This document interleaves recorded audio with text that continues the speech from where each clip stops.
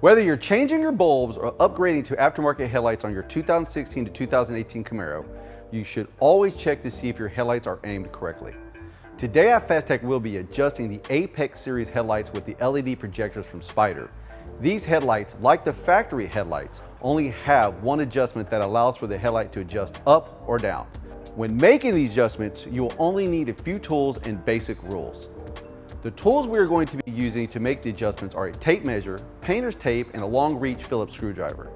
Now that you know the tools, here are the rules. First thing we are going to do is make sure our Camaro is on a flat level surface 25 feet back from a vertical surface like a wall or garage door. 25 feet is a basic rule of measurement when adjusting headlights.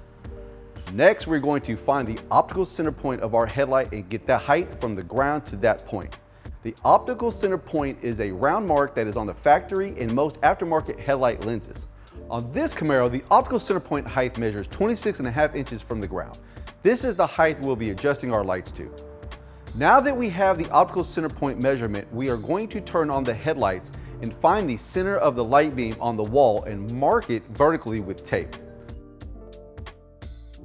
Then we're going to measure up from the ground and mark the tape with the optical center point measurement of 26.5 inches that we took earlier.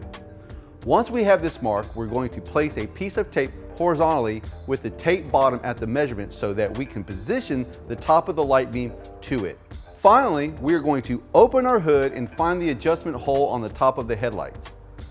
Once we have found the adjuster, we will use the long reach Phillips screwdriver to turn the adjusting wheel to make the adjustment, which will move these lights either up or down.